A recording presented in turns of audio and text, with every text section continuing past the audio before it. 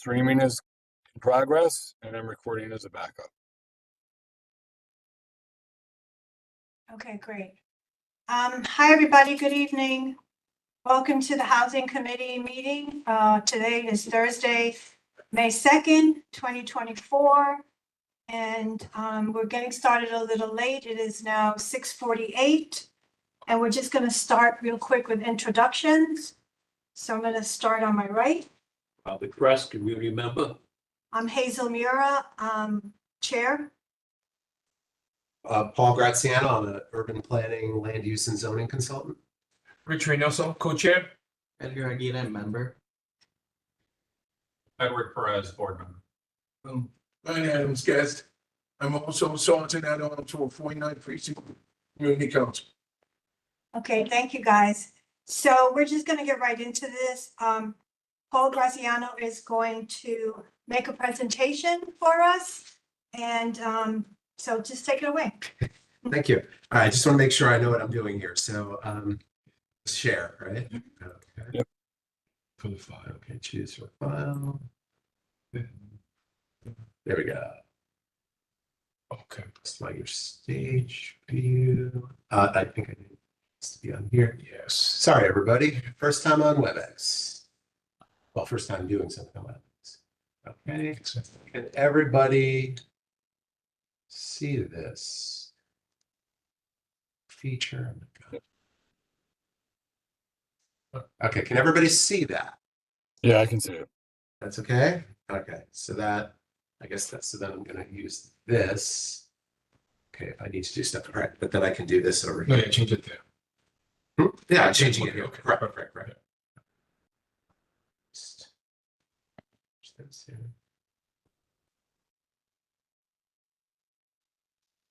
Sorry. Yeah, so just to be moved somewhere that it's out of the way. Okay. Thanks for having me tonight. I was requested to be here to talk about the City of Yes, which of course is coming up. I want to make a disclaimer. I do not work for the Department of City Planning. I'm an urban planning, land use and zoning consultant. I've been involved for decades doing this. Many of you may know all the work that was done during the Bloomberg administration with contextual rezonings and neighborhood community-based planning. And I did a lot of that, particularly in Queens, but was involved in others throughout the city and outside of the city as well. So we're here tonight to talk about what the implications of the City of Yes will be throughout the city. And I did do a little bit of tailoring for the for Community Board 11, but I'm going to be talking about stuff more in generalities. So you're going to see things dealing with Queens issues, as you can see, it's called for our communities in Queens and beyond, because this presentation was made for Queens folks. But I think you'll understand that it's applicable to your situation here as well. So you all went through the City of Yes carbon neutrality. That was back last fall. It was already voted on and approved. That portion of the package was less controversial and more having to do with energy efficiencies and changing building stuff having to do directly with buildings and energy and stuff like that. The economic piece has not been voted on by the council yet. It will be voted on, I believe, by the end of the month. And the economic piece was a series of 18 separate proposals that was 1,127 pages of text, zoning text. The Department of City Planning showed this to your boards, all 59 boards. In my opinion, and I've stated this publicly at their hearings, I don't believe they did a sufficient job, A, in explaining it, and B, in discussing what the ramifications would be beyond their own interests. So what I did was I went deep into it and looked at what those portions of that proposal was. And then when the scope of work came out for the housing piece, which is what just got certified on Monday, that is the piece that is truly, in my opinion, I use the word apocalyptic, and I say that very seriously. You know, this is not me overstating that on how this will affect particularly lower density communities in the city, including much of Ward 11. I'm from Northeast Queens, so obviously places in Northeast Queens and Southeast Queens and Central Queens and South Queens and Staten Island and the Southern and Central Brooklyn, and of course the North and East Bronx. So we are actually targeted by this proposal, and with statements like from the mayor and from the Department of City Planning, we need to get rid of exclusionary zoning, of which, by the way, for those who don't understand, we hardly have any of that in New York City to begin with. We'll be going into that. We have lower density districts are the cause of the housing crisis. This is another quote that was said, which doesn't make any sense, and we can go into that. So let me start with how these two pieces, the economic piece and the housing piece, actually really are one piece, and how they merge and work together. Okay, so, and I'll be kind of jumping back and forth between several things, so I just want to show that. So this was this is actually on the official X/Twitter feed of the Department of City Planning. They put up this cute graphic showing a map of New York City from 1989, a zoning map. And of course, it was meant to be a Taylor Swift joke. But what they said on the side was the part that disturbed me, which is, we've got bad blood with Robert Moses, and we've made a lot of progress to improve New York City zoning. We're not out of the woods yet. That's why we're chasing our wildest dreams in #CityOfYes to shake exclusionary zoning off and say once and for all, welcome to New York. Now, again, exclusionary zoning, for those who don't understand, is zoning. Zoning by definition is exclusionary. So places that don't have zoning or don't have strong zoning, such as places like Houston, Texas, as I always use as an example, you can build an oil rig next to a convenience store, next to a single family home. That is non-exclusionary zoning. Zoning by definition creates different zones with different patterns of development. In New York City, we have a very, very small amount of single family zoning, very small amount. It's 15%. And one of the things I like to show people is, across the United States, and this is part of the discussion that goes on, most cities are primarily zoned single family. So when you look at a place like Seattle, 81% of Seattle is zoned single family. People don't realize that everything you see in purple there is zoned single family. 79% of Chicago, 77% of Portland, 75% of Los Angeles, right? The second biggest city in the country, 70% of Minneapolis, even Washington, D.C. is 36% zoned single family. New York City, 15%. So we are not a city based upon exclusionary zoning. You'll notice that most of the exclusionary zoning is in Eastern Queens, east of the Van Wyck Expressway. And if you take out Eastern Queens, there's hardly any single family zoning left. In the Bronx, you have a small area in Country Club, you have a portion in Riverdale, you have a couple of little spots here and there. Beyond that, that's it, right? It's they say it's 5% of the residential zoning in the Bronx, it's 3% in Brooklyn, it's 23% in Staten Island, and it's 25% of Queens. But again, majority of it in the eastern part of Queens. So this is a map showing Eastern Queens, and the areas in yellow are zoned single family. So it makes up about 50% of Eastern Queens. The orange is two-family zoning, which two-family zoning makes up about 9% of the city, but Community Board 11 has an enormous amount of two-family zoning. And that was due to your efforts that went on for decades to get that zoning changed 15, 20 years ago to better match the housing type with the zoning. It didn't stop development. I want to make that very clear. And this is part of the narrative that's coming from the Department of City Planning today, that these zones stopped development. That is as far from the truth as could possibly be. This is what will happen to all 1 and 2 family zones. They will automatically become baseline minimum 3 families. So single and two-family zoning will no longer exist and will be replaced with a two-family plus accessory dwelling unit. So it's a three-family zone, and that will be everywhere in New York City. Okay. Then when you add in what are called the transit-oriented development zones, and we're going to talk more about that tonight, those are the areas that you see crosshatched. Those are going to become areas where apartment buildings will be allowed on wide streets on every property and on narrow streets on corner properties, as defined as not just anything within 100 feet of a corner, but anything that a corner plus however much land they get on top of that will sustain. So this shows you in Queens the areas which will become areas where apartment buildings will be allowed in those three-family zones. And then the blue areas are the low-density multifamily areas where that transit zone will be mapped. So as you can see, it is a significant part of Eastern Queens. Obviously, you can see to the west, I kind of show it. It's a significant part of Western Queens as well. Now, let's see how that looks here. Okay, so this is Community Board 11.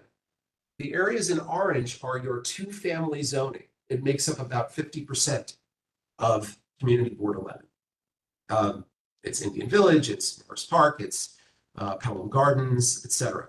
And sorry,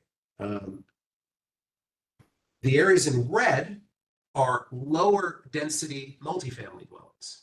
So those are row houses, zoned for row houses, garden apartments, small apartment buildings, and single and two-family homes. Okay, so again, now we're talking about 75% of your area. Now, obviously, with the new railroad zoning that's going in, that's going to affect you pretty dramatically on the southern part of your district. What is it, 7,000 units? 7,500. 7,500 units, right. So that isn't really shown here, but there's going to be a huge upzoning here. And you obviously have higher density zoning by the park for the most part. You know, you do have some higher density areas, but again, 75% of your area is, quote, lower density. Now, this is the proposed transit zone. And as you can see, it covers more than a third of Community Board 11 and probably more than half of your two-family zoning. So that map actually is an overlay showing what areas in the transit zones are covered. And it's, as I said, it's about half of your two-family area, and it's about half of your low-density multifamily zoning. So I just wanted to show that because, again, I know people like to say, well, how's it going to affect my neighborhood? And I understand that. So I put this together today so you can see it. So back to this. You know, a lot of discussion about Robert Moses has been made. He was a very controversial person. He did a lot of bad stuff. He also did some stuff that wasn't so bad, but you know, for 40 years, he ran this city with an iron fist. He was more powerful than the mayors, the governors, and everybody else. At one point, he held 12 positions at once.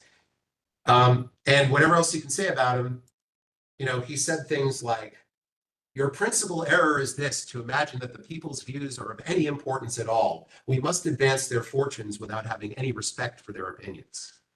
Or, "You can draw any kind of picture you want on a clean slate and indulge your every whim in the wilderness and laying out a New Delhi, Canberra, or Brasilia. But when you operate in an overbuilt metropolis, you have to hack your way with a meat axe.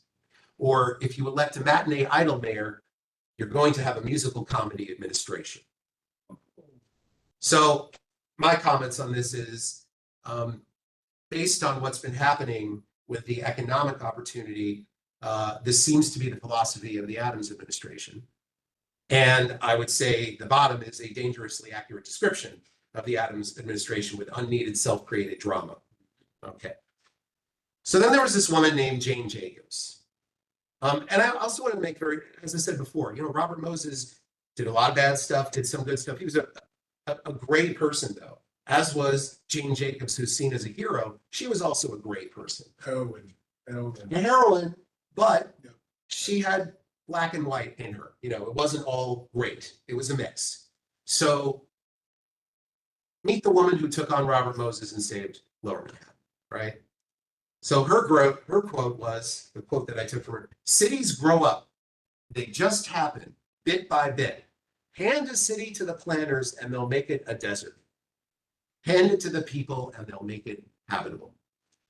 Now, as a planner, I don't get insulted by this because I tend to agree with her, because it's the people who should be making the decisions on their own destiny and their own planning, not having it imposed upon them, which is what Robert Moses did and which is what this administration is doing. And as someone who's been involved in this for almost 3 decades at a professional level, I've never seen this before in what's going on in this particular administration versus what happened in previous administrations. So 2 weeks ago, there was an editorial in the Daily News. And the key phrases here in this had to do with their rah-rah for City of Yes.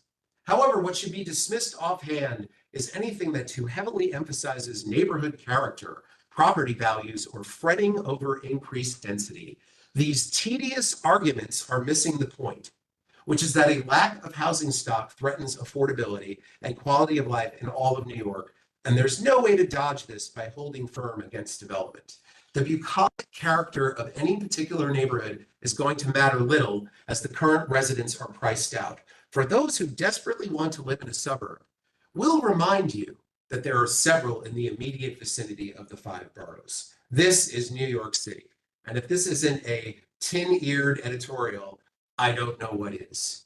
But as you can see, the response to neighborhood and community concerns from the mainstream press is zero, right? So, as I said, this came out literally I made this presentation on April 14th, and this came out the morning of April 14th. So the timing of it was quite incredible. So let's talk about a little bit about why I'm concerned with how this is proceeded. During the hearing at the City Council on economic opportunity, Dan Garodnick and another person, his name's Matt, and I can never remember how to pronounce his last name, but he's the manager of the economic opportunity portion of this proposal. And the two of them sat there and gave a presentation for about an hour. And this slide was extremely intriguing because at the time, Chair Garodnick said, you know, we had more community meetings with the community boards than any time in the history of the city of New York. We had 175 meetings with community boards, and 4 of 5 borough presidents recommended to approve with conditions. Well, if you do the math, 175 meetings is 3 meetings per community board.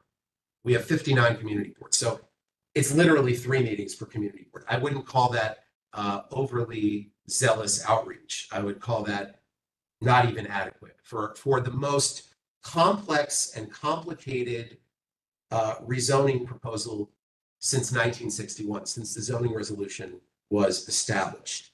So what they left out, and council members actually mentioned this, well, how many community boards supported this? And how many community boards turned this down?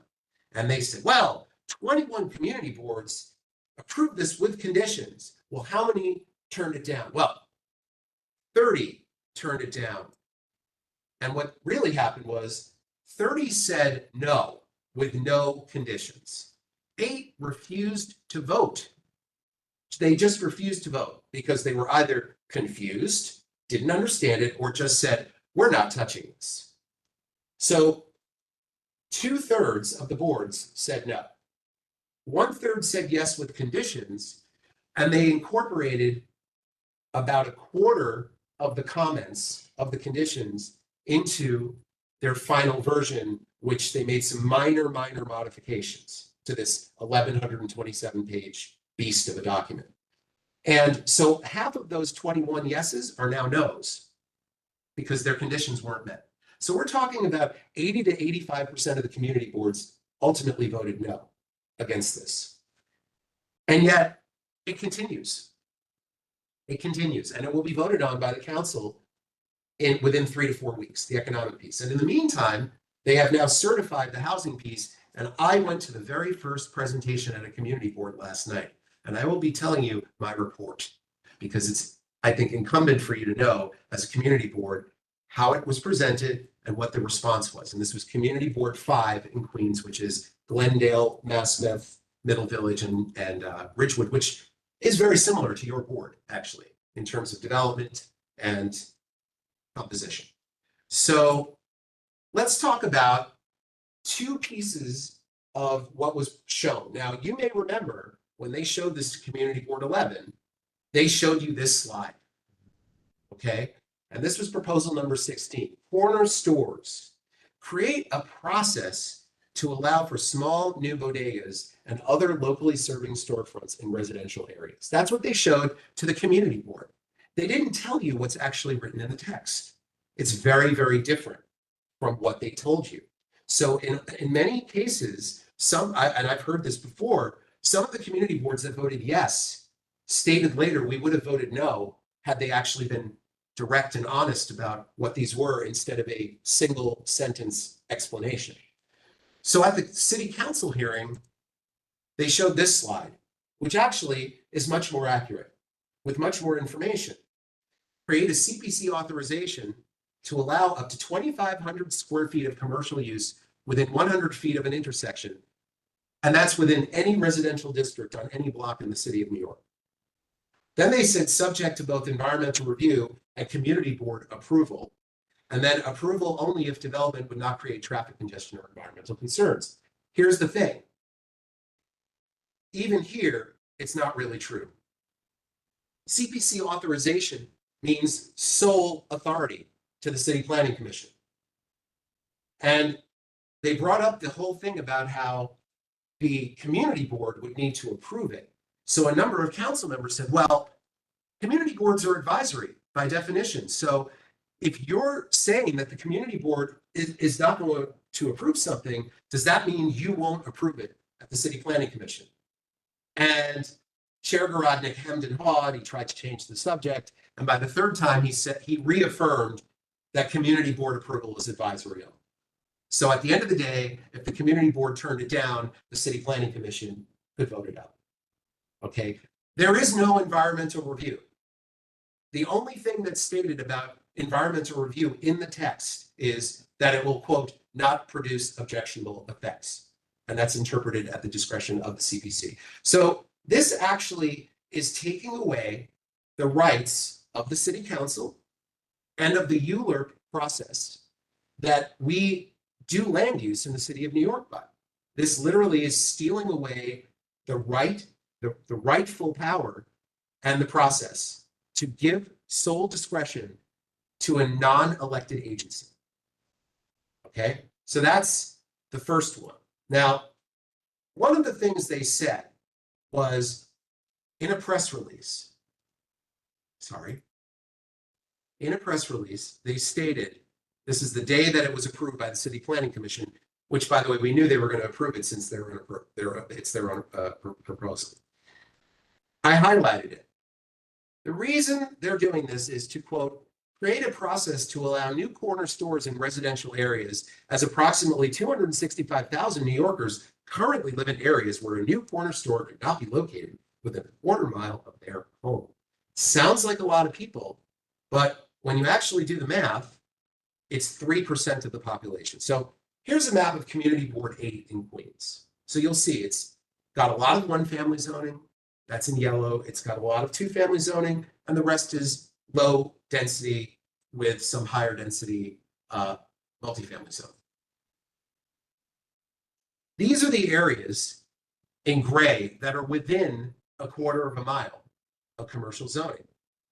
So the only areas that really aren't in it are the areas, the yellow areas and part of the orange areas, which are, by the way, for those who don't know, Jamaica Estates and Holliswood, which are two of the fancier neighborhoods in Queens, right? Single family neighborhoods. Again, 265,000 people is 3% of the New York City population, mostly located in Queens, the Bronx, Brooklyn, and Staten Island in the more suburban parts of the city, who don't want a retail store in the middle of their neighborhood.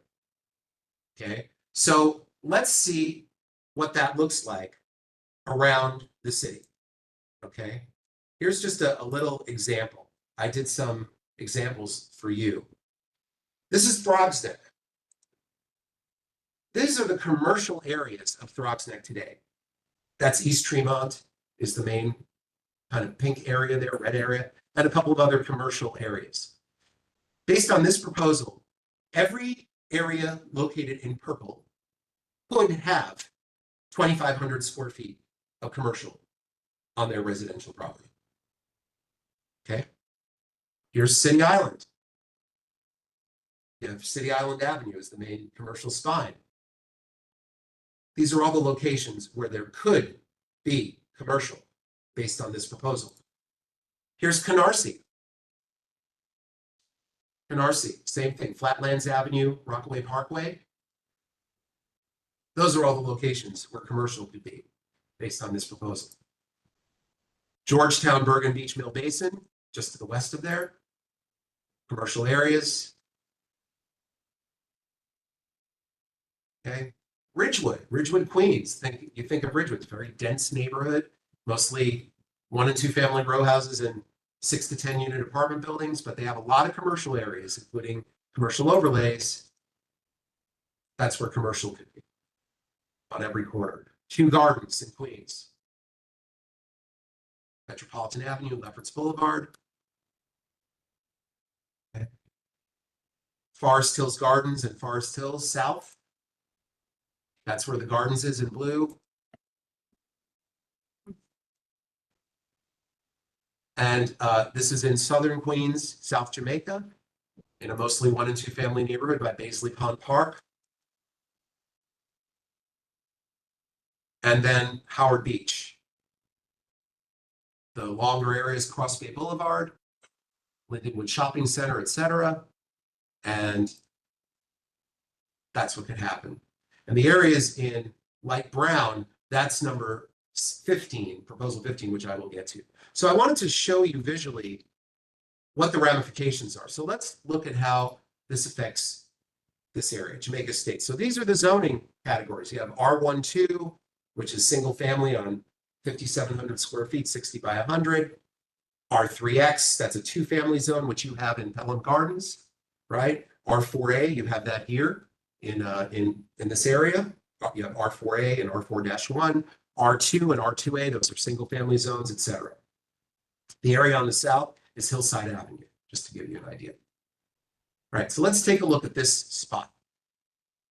So this is a typical block in Jamaica Estates, curving roads, houses, lots of trees. Every one of these locations could be a location for 2,500 square feet of commercial space if this proposal becomes law. Now, let's look at how the commercial piece of this intersects with the housing piece, which is what's coming up now. So here's a property.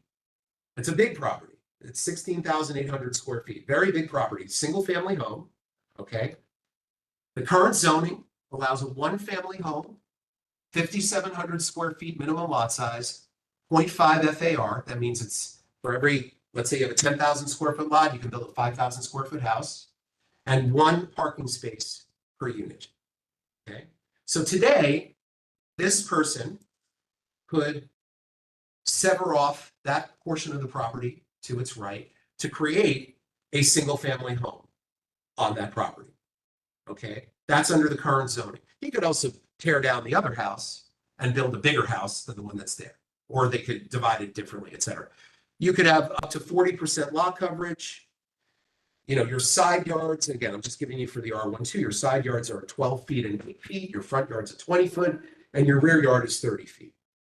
Now, the proposal would allow, again, 3 units per property.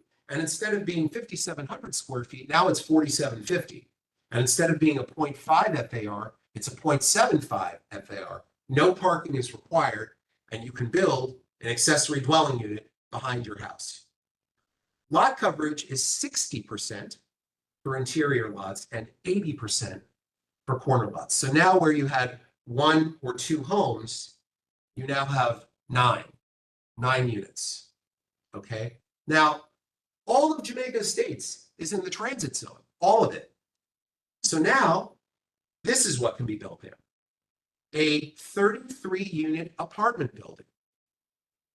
Because they're going to change what's called the dwelling unit factor, which doesn't exist in 1 and 2 family zones. We don't have it. But now that it's going to be an area where multifamily development can occur, the dwelling unit factor, which is the number you divide the square footage of the proposed building by to figure out how many units you can get, that number will be 500 for every zone, R1 through R10, and they're adding in now, they want to add in R11 and R12 because the state lifted the floor area ratio cap last week, okay?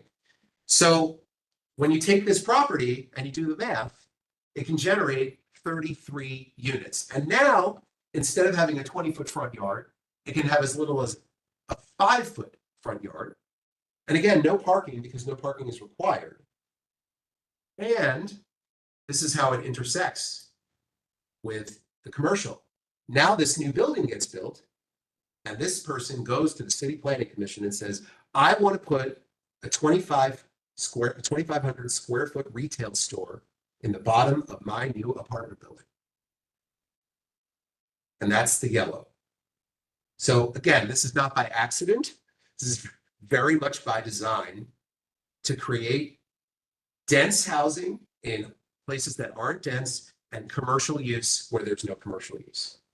Okay, so let's look at campus commercial. This is another one which intersects heavily with the housing piece. Now, this proposal, as you see, there's a picture here. It looks like a NYCHA house, right? It says, enable residents serving retail services and makerspaces at NYCHA and other residential campuses. That isn't what it was. Again, you saw this. This is what they showed you at the community board. Well, what they showed at the Department of City, at the City Council was, it's any property, and they don't even say it here. It's any property 1.5 acres or more. It does not have to be NYCHA. It doesn't even have to be a residential campus. It can be an empty lot. It can be divided by a street. It can be in multiple lots and single ownership. And they will allow them, if this goes through, to build up to 15,000 square feet on the ground floor. 15,000 square feet. Again, same things. CPC authorization, environmental review, and again, the same things that I mentioned before for number 16, gives them sole discretion, etc. Now, I want to relate to you a small story that this came up in discussion at Board 10 when Board 10 voted against this. I was at that meeting, and someone on the community board, I had explained it to them that no, it wasn't just for NYCHA housing, which is the way they were sort of promoting it, but it was for all properties 1.5 acres or more. That could be garden apartments. It could be higher density apartments with green space. It could be anything or a vacant lot. And a board member who is a NYCHA resident, who lives, I believe, in the Frog's Neck houses, said, so let me get this straight. You're telling me that this is only for NYCHA housing. And the director of city planning for the Bronx stood up and said, that's right, this is only for NYCHA housing. And I had to get up and say, Director, with all due respect, that's incorrect. And I said, I'm sorry, miss, I think you misunderstood what I said before. I said, actually, I just said it 5 minutes ago. This is for all property, 1.5 acres or more in every residential district in the city of New York. So this is, again, creating commercial in residential areas, up to 15,000 square feet. Okay, so here's an example of that. This is Bell Boulevard and Northern Boulevard and Bayside. The areas that you see in pink or red, these are currently areas that are commercially zoned or have commercial overlays. This is a garden apartment complex just to the west of downtown Bayside. It's a classic garden apartment complex, 3 stories, lots of green space, okay? They want to create infill provisions that will make it easy for these green spaces to be destroyed and replaced with new housing, okay? This is actually part of the housing proposal. So not only does it have to do with floor area and lot coverage, et cetera, but it has to do with new provisions that are actually in the proposal. So this area, as you can see, there's quite some green space, of course, meant to be there with this development. The current build out for this area, based on all of the development that's happened, it's a little under the maximum. The maximum is a 0.9, and they're at a 0.77. Height limit for an R4 is 33 feet. Well, what they want to do, and it currently has 219 units, sorry. What they want to do is automatically up the basic floor area ratio to a 1.0 with a height limit for R4 going from 33 feet to 45 feet. So it's a 12-foot increase, which immediately allows you to add an additional floor, right? And then if you're in a transit zone, a 1.5 FAR instead of a 1.0 FAR, which will give you a denser building. And then if you're in the campus infill, a 55-foot height limit. Okay, and then if you want, because this is on 2+ acres, actually it's on way more than that, it's on like 4.5 acres, there's your 15,000 square feet of commercial on the first floor. And that could happen on every building. As I said, City of Yes infill and proposal number 15 will take the garden out of garden apartments. Okay, so this is kind of giving you a basic understanding. I want to make this very clear that this proposal, as I said, is focusing on the lower density parts of the city. Everything you see on this map in light blue, those are currently single family zones. The middle blue is 2-family zones, and the darkest blue is low density multifamily. So it's a significant part of the city. It's most of Queens, half of Brooklyn, most of Staten Island, and about a third of the Bronx. But obviously the Eastern Bronx, mostly the Eastern Bronx and Riverdale. Okay. So based on that, the transit zones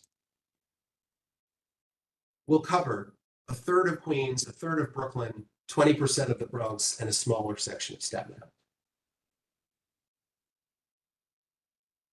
Then there's going to be the town center zoning. So the town center zoning will be on every commercial overlay in an R1 through R5 zone. So I believe we're in one of those right now. We are in an R4A or an R4-1 zone here, and we have a commercial overlay on Morris Park Avenue. So this will now allow up to 4 stories of residential above commercial. 4 stories of residential above commercial with no parking required. Okay, on all of these areas, anywhere from 2 to 4 stories, depending on the zone. Okay, so, you know, one of the things that I've mentioned is, if you'll notice the correlation, the heavy areas that are owner occupied, meaning 1 and 2 family homes, co-ops and condos, are in most of Queens, the North and East Bronx, Central and Southern Brooklyn, and Staten Island. It is no coincidence these are also the areas that are lower density. So these are the homeowning areas in the city. 1/3 of the city is homeowners, 2/3 are renters.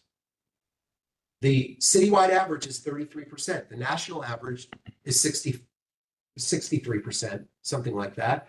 And we have community boards like in Eastern Queens, for example, that are 73%. And it's lower in I think Board 3 in Staten Island, it's 80%. But anything over 40% is pretty good in the city. And your areas in the Bronx, you know, again, boards 8, 10, 11, and 12 have pretty high home ownership. So to me, this is about replacing owner-occupied neighborhoods with market rate rentals, because there's very little affordability in something that they are constantly stating is a plan to create affordable housing. It is not a plan to create affordable housing. There is a portion of this that will, quote unquote, expand the existing affordable housing program in the R6 through R10 zones, but it really doesn't do much. And the rest of it is focused on densification of low density communities, period. And that is by, again, getting rid of your side yards, your front yard, your backyard, bumping up your height, bumping up your FAR, allowing apartment buildings in lower density areas. They've made statements like the zoning resolution was a mistake. It should have never happened. They should have never stopped apartment buildings from being built in low density areas. One of the things that I show here in one of my presentations, sorry, did I not put it up here? Hold on. I might not have put it here. Sorry. Is, I don't think I did. It's okay. Is showing the buildings that they're using as examples. The buildings they're using as examples are 19 teens and 1920s walk-up apartments. And that's what they're promoting all over. That's what they want in all of our neighborhoods. Okay. They also want to create micro units. They want to get rid of all of the things, the light and the air and the civilization that we have to return back to the 19th century, which, if you know anything about housing in the 19th century, it burned all the time. It was very, very unhealthy. It was not good for most people. And when the multiple dwelling law was created, that was actually created to stop that from happening. They want to roll back the multiple dwelling law. They want to allow density everywhere in places where it shouldn't exist. And by the way, for those who are on the call, no infrastructure is included with this proposal. No new teachers, no new firemen, no new police, no sewers, no water, nothing. There is nothing included with this, nor was there anything included with the state proposals that came out over the last 2 years either. So this is about creating density without any way to handle new development, new population moving into a particular place. Let me briefly go into some of the comments that occurred yesterday at Community Board 5. I think you'll find them telling. Community Board 5 they were there for over 2 hours presenting. Do you guys remember the checklist that you had for economic? You had a checklist, 21. yes, no, modify. It was 18, I think. 18. No, we had 21 here. Okay, 21. Okay. What was that? No, No, I think it's 18. I think it was 18. There was 17 plus the 18th was the new zoning for industrial. Okay, so I'm going to hand this out to you, and you can definitely put this out, and you can pass it around. This is what was handed out to us yesterday. There are 14 this time. Okay. And some of the comments that were made, for example, there was a big thing that happened last week, excuse me, at the state. There was a proposal to legalize basements and cellars across the entire city of New York, which many community boards are opposed to, obviously, and the communities are opposed to. So what ended up happening was the assembly came up with a bill with a pilot program. And the pilot program only took place in community boards where the assembly person was in favor of this. So boards 9, 10, 11, and 12 are in the pilot program. However, council members can veto that assembly decision. So in other words, of the 59 community boards, 15 of them are in this pilot program. But boards 10 and 11, should the council member and the community board vote it down, can then remove themselves from this program. In Queens, one community board has been approved. In Staten Island, no community boards. In the Bronx, 9, 10, 11, and 12. In Brooklyn, boards 4, which is Bushwick, 10 and 11, which is Bay Ridge and Dyker Heights, and board 17, which is Midwood Flathead. Heights and Flatbush. Crown Heights and Flatbush, thank you. That's board 9, actually, but anyway, those boards were also picked. And then there were 6 boards in Manhattan. And the funniest part about that is this whole thing has been pushed by Manhattan senators and assembly members. And there are virtually no basements and cellars in Manhattan. So the fact that they approved these 6 community boards in Manhattan is funny because those boards, less than 1% of their housing is in basements and cellars. Okay, so my point here is when the Department of City Planning showed up last night, they showed a whole presentation on ADUs. And in the ADUs, they showed attics, additions onto existing buildings, garage conversions, new buildings behind your buildings in your backyard, and basements and cellars at Community Board 5. And so I, at the time, raised my hand and said, excuse me, wasn't there a decision that was made by the state that only boards that were in the pilot program could have this? The only board in Queens that is doing that is Board 2. Why are you talking about this at Board 5? And they had no answer. No answer. Another point that was made had to do with the parking. Let's talk a little bit about the parking. So all parking requirements will be eliminated across the city of New York for all new residential development. And their statement is if we get rid of the parking, there'll be more units of housing. And I said, well, let me play devil's advocate here. I said, I'm a developer. Currently, I'm in an R6 zone and I built 40-unit building. I'm required to put 20 parking spaces. I need 50% parking spaces for that R6 zone. So I need 20 parking spaces for 40 units on site. Now I don't need any parking. Now we know that parking costs somewhere around $50,000 per space. So why am I not going to just build those 40 units and pocket the $1 million that I would normally have to spend to pay for those parking spaces? And their response was, oh no, that's not going to happen because now people are going to build more units. And I said, but again, a developer is going to do whatever they can to get the most profit out of a project. So if they don't need to build more units and they don't need to provide parking, if you're not requiring them to build more units, if they're not providing parking, they're not going to do it. And they couldn't respond to it. And there were many, many, many points that were made throughout the night where they just couldn't respond. We have a population in the city that has dropped 600,000 people in the last 5 years. The statistics they're using are the increase in population between 2010 and 2020, before the pandemic. So they actually stated this, and the community board members said, we just lost 600,000 people in the last 5 years. Where's the need? And let's talk about the need. Where's the affordable housing? If you're so interested in affordability, where is it?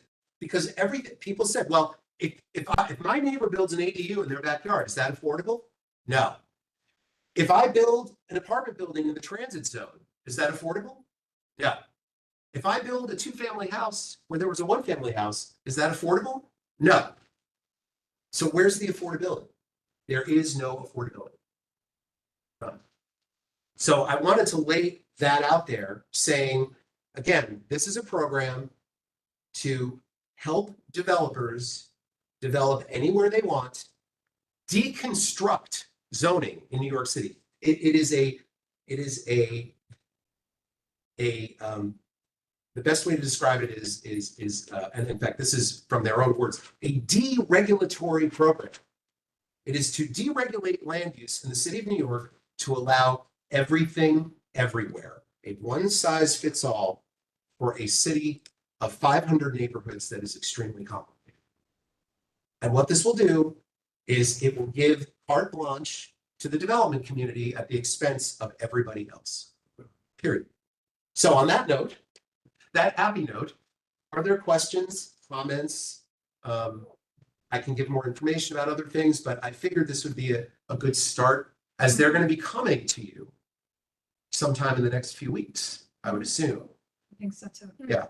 And I'm happy for you to copy this and send it to your members so that they know what's coming, okay? Can you unshare so we could see? Oh, yes, please. Sorry about that. Again, my first time on here, so forgive me. Stop. Stop video? No, no, that's No, fine. yeah, you. I do it yeah, here, right? uh-huh. That's not it. Hold on. Recording is in process. 1 second, everybody. So I do this. There has to be a way that I'm doing this. Participants, more meeting controls. You could also just close the application since you don't need it for that anymore, right? I guess not. Hit one of those, yeah? One of the squares. This is recording. Is it? No, I hit the one to the. Oh, wait, stop sharing. I got it. Sorry. Sorry, everybody. As I said, first time on WebEx. So I apologize. Okay, so, do we have any questions? Here, do any of us have questions? Yeah, I got a question for you. Now, since the city council didn't vote on either economic development or housing, would city planning be allowed to include it in any proposal that's come before a community board, like the Metro North plan? Yes, well, that's very interesting, because from what I understand, they are including parts of the city of Yes in those new plans. But again, it's a question of how it's written, right? How the text is written. If the text says, this project will be this way, however, if the city of Yes applications are adopted, then it will be able to do this. No, the presentation at Community Board 11, and they gave specifics about size of projects. Okay. This is the Van Ness section. Mhm. Did not tell the board that it included the 20% bump up. And only at the delegation, the Bronx delegation for the city council members, did Paul announce, the city planning guy from the Bronx, Yeah, Mr. Phillips. Phillips, admit that, yes, we included the city of Yes plan in the Yeah. Metro North. I don't believe, I mean, you can't approve a project before the legislation is completed. Unless it's written into the final text. That's what I'm saying. I would have to see what the zoning text and subsequent contracts and agreements are. Because as I said, it could be listed that, it is approved for X, but if Y comes into effect, then it will go to Y. They never presented that before the community. I understand that. So you could, in theory, someone could sue them on their presentation review and the way that they did this, but I'm just talking about how it's written out in the text. Here's the problem. They're not showing you the text. Do you know what the text is for the housing? 1,386 pages. Yeah, it just came out. Well, it's 790 pages until Monday. And now it's 1,386 pages, and they haven't updated their website, so they're still showing the 790 pages, not the 13. And the new version has no annotation. So the 790 has annotation, but the 1386 doesn't. It's just pages. It's just the pages. Yeah, I actually had a version of it to show you guys, where it removes single family and two family zones and just says general residence district and all this stuff. So, yeah, so again, that's what, my job has been, to go through these 1,386 pages, just like I did the 1,127 pages, to see what they're telling everybody and what they're not. So for example, in this section called district fixes, they're going to show you a slide and they're going to say, and this is the example they gave, and it's actually pertinent to here. You guys have R4-1 zones. Those are your semi-detached 1 and 2 family homes. So they show a picture of this semi-detached home. And they said, well, the reason we're fixing this is we've heard that there are houses and buildings that are not compliant because they were built before 1961. So that 2-family semi-detached home, that could never be built today under the current rules.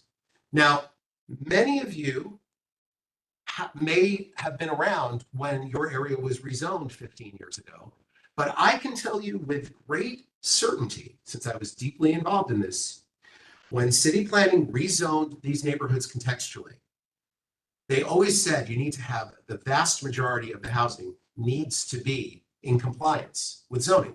Otherwise, we can't do it. We can't take a two-family neighborhood and make it a one-family zone, because then they'll all be out of compliance, right? So you have these various indices, occupancy, building type, lot size, all these things, and you have to meet a pretty high number, 75, 80% usually, for it to be acceptable. So yes, you're always going to have buildings that are not going to fit in with that. I've never seen a zoning that has buildings where it's 100%, but most of the ones that were done were in the 80 to 90% or above range. So think about it. If you have 1,000 buildings and 100 of them are out of compliance, 900 of them are in compliance. And that's a pretty high number. So when they're making this argument that the quote district fixes give homeowners additional flexibility to adapt their homes to meet their family's needs, it's the lowest common denominator. It's lowering all barriers to everything to allow unchecked development everywhere. That's really all it is.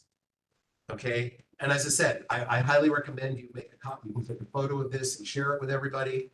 There are also things in here that are wrongly categorized. They have 3 pages: low density, medium and high density, and miscellaneous. Well, campus infill is not just medium and high density, it's also low density. Small and shared housing, also low density. Lift costly parking mandates, also low density. So 3 of the 5 they have as high density also affect low density. They also have other things here that affect all the districts. So I don't think they're being straightforward. They left out in that district fixes, the only thing they showed people was the increase in FAR. They didn't show side yards or rear yards or heights or anything like that. So, and that goes for every single thing that they did. They just gave a very brief description. And when questions were asked, the vast majority of the responses were, we'll have to get back to you. Other questions? No, this is very enlightening. Yeah, thank you. Your question. Yeah. When you were talking about the corner store aspect of it, something I was wondering is that, let's say, for example, someone gains property of the home and that sort of thing. They're interested in building kind of like a corner store, that sort of thing. Are they required for it to be mixed use? So it has to be a living attachment towards it? No. Well, okay. It's just the ability to build up to 2,500 square feet of commercial. So you don't have to You have can incorporate it into residential. so you don't have to have a dwelling unit attached to it. So doesn't that It's necessarily just the spread of commercial into residential areas. And when they were asked this, now, the community boards around the city still have very high vacancy rates on their commercial strips, right? Yeah. So when people were asking, why wouldn't you be focusing on revitalizing our commercial strips that have 10, 15, 20% vacancy rates? Don't you think that's going to take away from that? As was another one, which was expansion, massive expansion of the home businesses, which would allow up to 3 employees, up to 49% of your home being used for a vast array of businesses. And the response was, well, we believe people are going to be so entrepreneurial that they're going to outgrow their homes, and then they're going to rent a space on a commercial thoroughfare. And the corner stores are there, again, because 265,000 people are not within a quarter mile of a corner store. Which is probably like a small fact of like. It's 3%. Yeah. It's 3%. 3% of the entire city. 3% of the entire city, and mostly in suburban areas. Yeah, I have to say that this is probably the first presentation that we've had that somebody comes in here and actually seems like they know what they're talking about.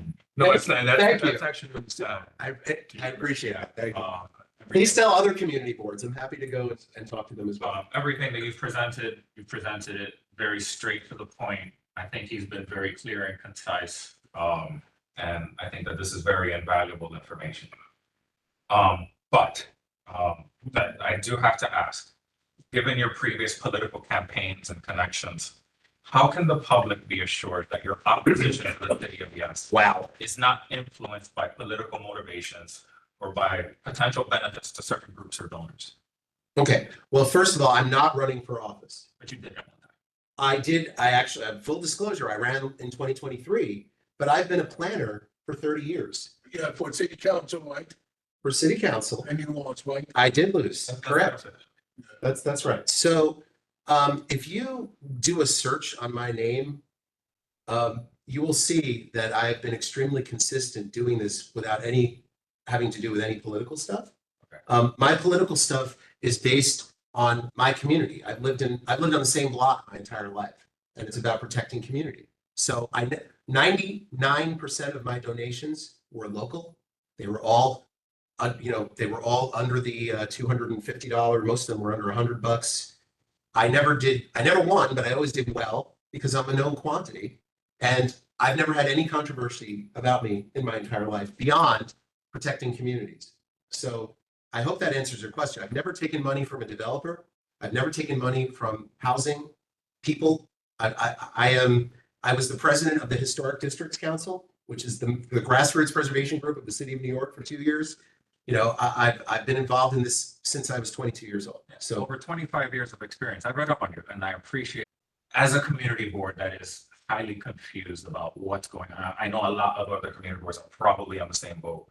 Do you have like maybe any specifics or any ideas on policy alternatives? Or if there's even an opportunity of that? there is no opportunity. And I think I showed you pretty clearly what happened with the economic piece. So there's no, No. like, these guys are just, Nope.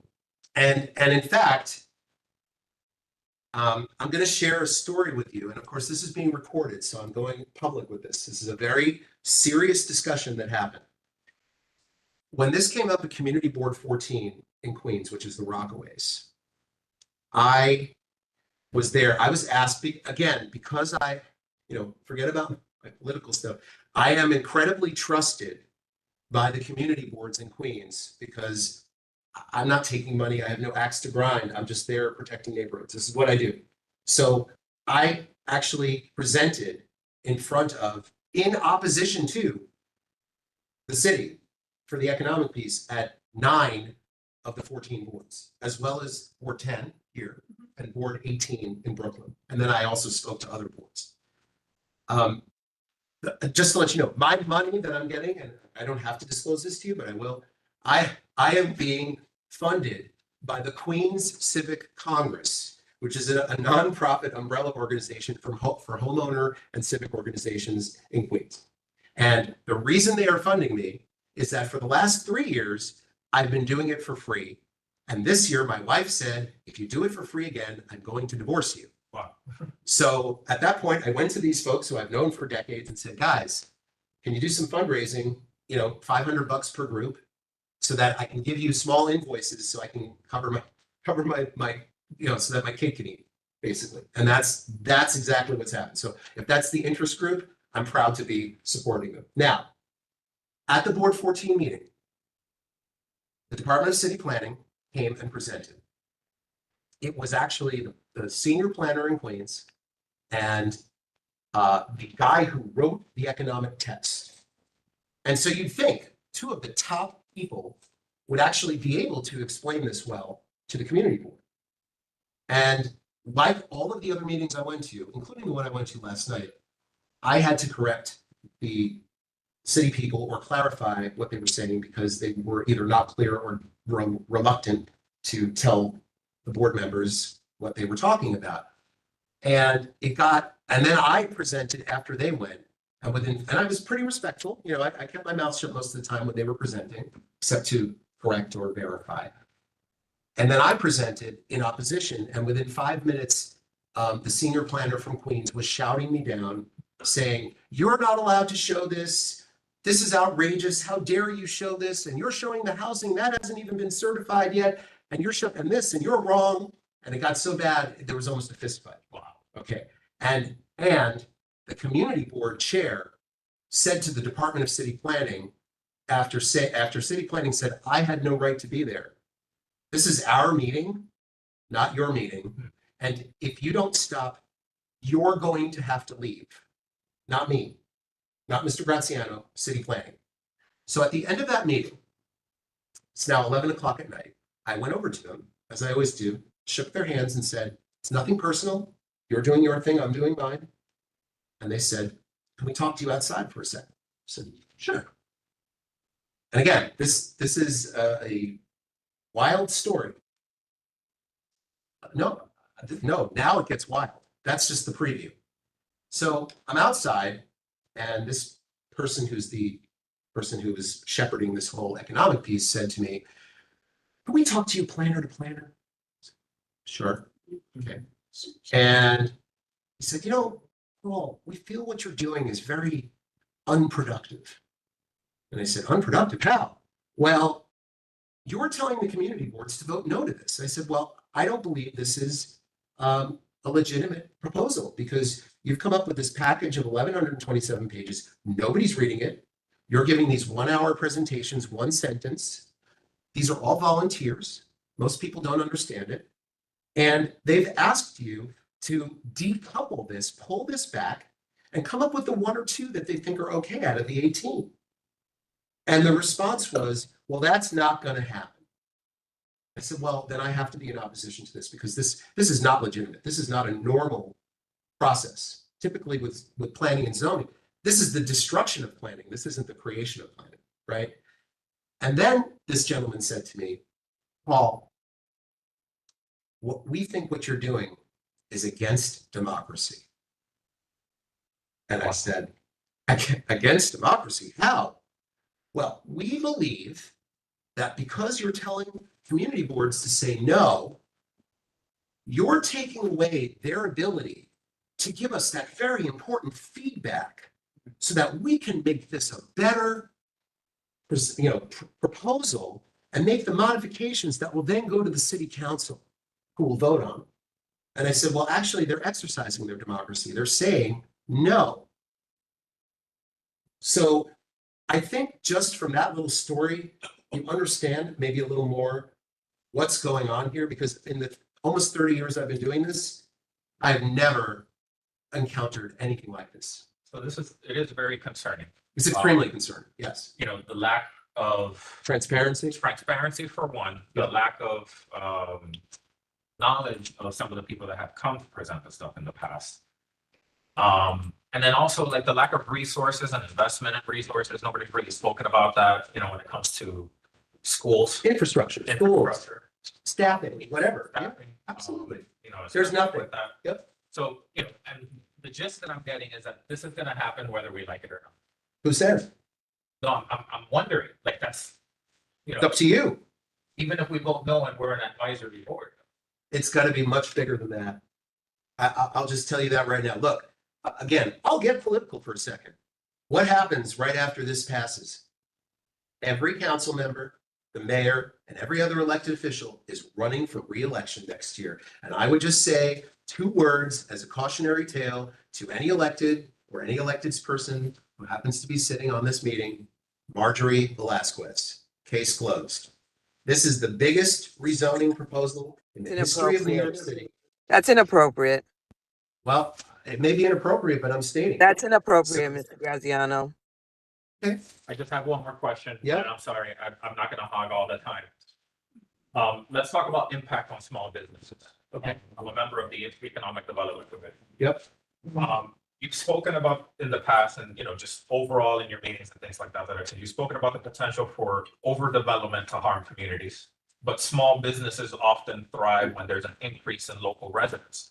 How do you propose supporting small businesses while also managing development? Not that you're gonna, so. I'm not doing anything. Like, how would we as a board be able to do something like that? If this goes through, like. So again, the problem is that if you have a situation where, again, you're at a 15 or 20% vacancy rate here, that's where it should be starting, not by dispersing more commercial development throughout every corner of the city, right? So, the reason that retail strips and commercial areas do well is because they give a need and a service, right? This city has long been, even though it is a crucible of small business, it has long been very hostile to small business. We know this.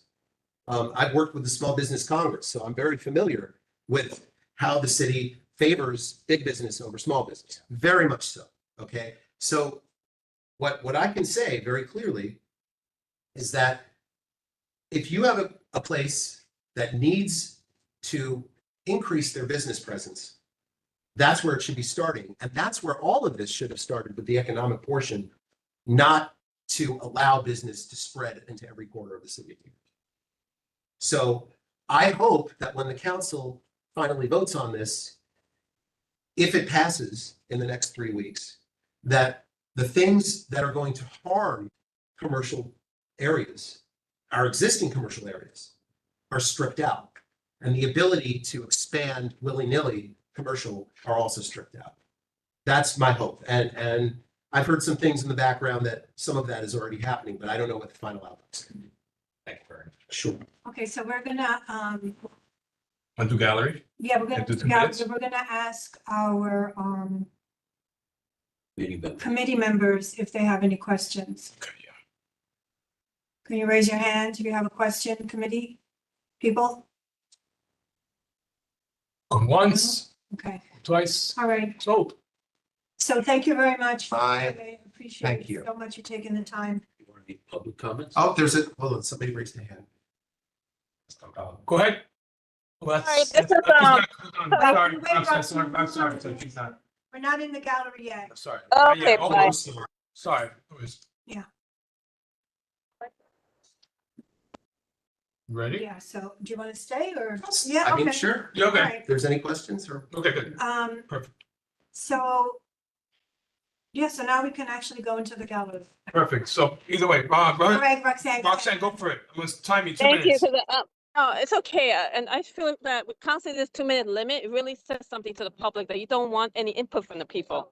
That's I'm not what not this sure is. if you have- That's It not what this does, is. but it's Go okay, ahead. because I have limited time. I have to go back to work. I'm calling me about 2560 Boston Road. I mean, even the letter that was supposed to go for PS 105 still hasn't been written. It was, and the board voted on it in late March, and we're going almost over a month later. But the point is that I really need someone from Community Board 11 to notify HPD above 10, because he's not being cooperative, to make sure the AMI is within the area median income of that area on Allerton surrounding Boston Road and Wallace and I think I forgot the Barnes. But the point is that really need this to be done because I'm working on my end, but it'd be nice if Community Board 11 would be a helpful partner in this. So have a great night and thank you so much for your 2-minute time. Bye-bye. Thank you, Roxanne. Anybody else? Diana? Well, is there a response, yes or no? Will it be done or not? Because I'm not here just to be heard. Oh, Will it be yes, done? yes, Okay, Roxanne. thank you so much. Sorry to Roxanne, lose for my the record, temper. So I'm getting Roxanne, fed up a little. Roxanne, for the record, we followed up. We'll follow up again after this meeting. We'll let you know. But in from my second- understanding, no email has been sent to Yes, HPD the email since the has been last sent. meeting. Email has been sent, Roxanne. Well, you should Yes. inform the district manager because I've been told otherwise, but thank you We so have. much. We have. Thank All right. you. Okay, right. bye-bye. Go ahead, Diana. Hi, can you hear me? Yeah, you're good. Okay. So thanks for all the information. I agree that a lot of the city planning presentations are unnecessarily dumbed down.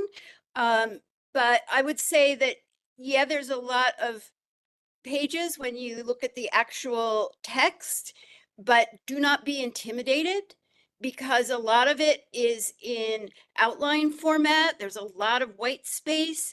It's very easy to find the specific sections that you want to see. It's annotated. So just for everybody, don't be scared. Go and look at it.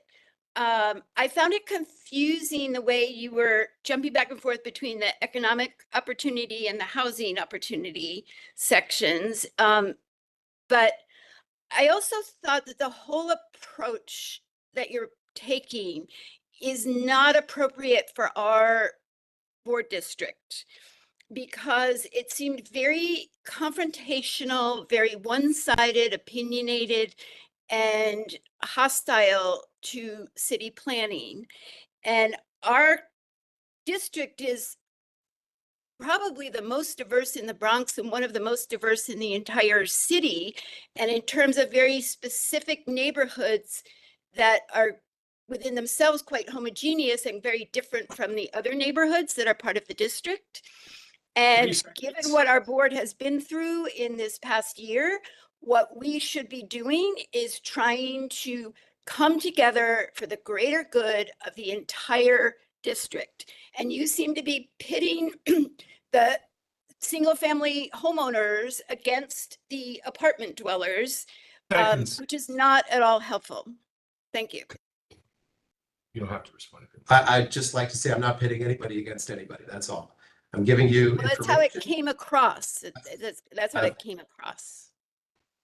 As I said in the presentation, this proposal focuses specifically on the R1 through R5 zones, which is the lower density areas in the city. It's single family, two family, and lower density multifamily, which is the vast majority of this district. And you We are have no R1, no R2. We have a small pocket of R3, and most of the family homeowners are in R4.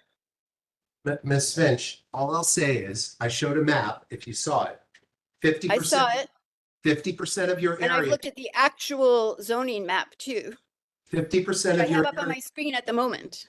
50% of your area is zoned for two-family zoning. 50%. That's Another- not quite correct. That another is not quite correct. They Another- don't refer to it as two-family zoning. That's not how it's described. It is absolutely described that way. No, it's It's- not. Let's not go back and forth, guys. Yeah, Please. again, please look at the map closer. The R4-1. I looked at the map, I looked at R4 the R- zoning designations and Yes, descriptions. can I finish, please? Diana, can you let me Sure. finish, please? Thank you. Please look at the map. The map, anything that's R4-1, R4A, R3A, R3X, R3-1 are all 1 and 2 family zones. Some are detached zones, some are semi-attached zones. R4B is a attached 1 and 2 family zone. 50% of the land area of Ward 11 is zoned 2 family. Some of it is R3, some of it is R4. Then you have lower density R32, R4, and R5 general residence districts. That makes up another 25%. 75% of your district is lower density, either 1 and 2 family or low density multifamily. Then you have higher density in the other 25%. The focus of this proposal, the city's proposal, is specific to lower density neighborhoods. There's very little of it that focuses on high density. So the focus of my actions is to look at how this is going to affect the lower density areas, because we are in the crosshairs of this particular proposal. That's all. May I read the description of R4 zoning? It's okay, please. Let's not go back and forth. Let's All right. move Okay. on. Anybody else? Thank you, Diana. Thanks. Jaime, you want to go? Yeah, I have. Sorry. Go for it. It's Christine. Yep. Actually, I would like to ask Diana to read the definition or the what she was about to say. Diana? R4 districts allow all types of housing at a slightly higher density than permitted in R3-2 districts. The floor area ratio of 0.75 plus an attic allowance of up to 20% for inclusion of space under pitched roof usually produces buildings with 3 stories instead of the 2-story homes characteristic of R3 districts. You want to go? 2 minutes. I just want to. Front yards must be 10 feet deep or deeper. Then I Rear think, wall can rise to 25 feet. You have to provide on-site parking. all right, thank you, Diana. We're going to let Ed. Okay, ask a thanks. question. Okay, go ahead, Ed. I do want to piggyback off of what community member Ms. Finch had started off with. Go ahead, you have 2 uh, minutes. Could you explain why you chose this rhetoric, that you started off with the words and the fear mongering type thing? And, whether there might be a more, I don't know, constructive way to present it so that people don't become so confrontational. The first thing I'll say is there is no question when I call this an extinction event for lower density neighborhoods, that's exactly what it is. The goal is to destroy lower density neighborhoods and replace them with higher density neighborhoods. That may be a good thing for some people. I don't think it's a good idea. We have the largest city in the United States. There should be room in our city, as there always has been, for lower density areas, medium density areas, and high density areas of different types. This will destroy that. And again, we have low density neighborhoods of great diversity across the city, right? I work with communities all over the city of every ethnic background, of every economic background. And every single group that I've spoken to, regardless of where they are, has been absolutely terrified of what's going on. And it's not from me showing this to them. This just makes it easier for them to understand what it is. So when you look at it, and as you stated before, if city planning isn't being direct, or in some cases not being particularly honest about what they're doing or the way they're approaching this, I'm trying to show very simple examples of exactly what it is with the data. If people think it's great for density, that's fine with them. That's good. Fine. I'm not one of those people. Yeah, this is kind of happening in my area and where I live.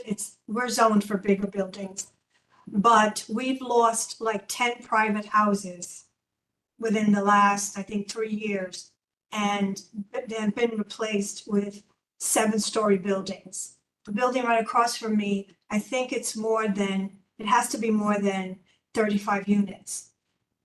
No parking whatsoever. No increase in teachers at our school, which is right parking lot. And it happened there's 2 buildings on my block and about 3 buildings on Bronx Park East. And I'm so afraid that what happened there is going to come and happen here. And people need to know that this is happening all over. It's not just where we live. It's gonna happen in Van Ness. It's gonna happen. If you in Morris enable Park. it, it will happen. Yes, it will happen. It's that simple. Let's get, Camelia, you have your hand up? Let me know when you're ready. Yes, thank you. Go for it. Just so I'm speaking, I'm the Morris Park Business Improvement District, Mr. Graziano. Thank you for your presentation. Thank you so much. Just wanted to point out that from the point of view of the mix of this proposal with the related one on economic opportunity, some of your remarks are really not describing the situation of the Community Board 11, at least in terms of the 3 bids we have kind of around this area. All of us actually have been doing extremely well, including under the pandemic conditions. None of us has the problem of vacancies. All our vacancies are solidly under 12%, considered healthy. Morris Park Avenue in particular was considered quote unquote shockingly healthy, inspected 3 times by 3 different agencies. We have people fighting. Wonderful. Every time a commercial space opens. I also found, I knew about your position prior to, as did the CB11 people inviting you over. And for the purpose of a balanced conversation, I would tell the organizers that appropriate would have been to have on board also a city planning representative to be able to give answers to your points, particularly in their more inflammatory kind of points. I agree with Ms. Finch in the sense that Seconds. the approach, sorry, 15 seconds? Oh, sorry. 30, The 30, 30, approach 30. is- I'm sorry?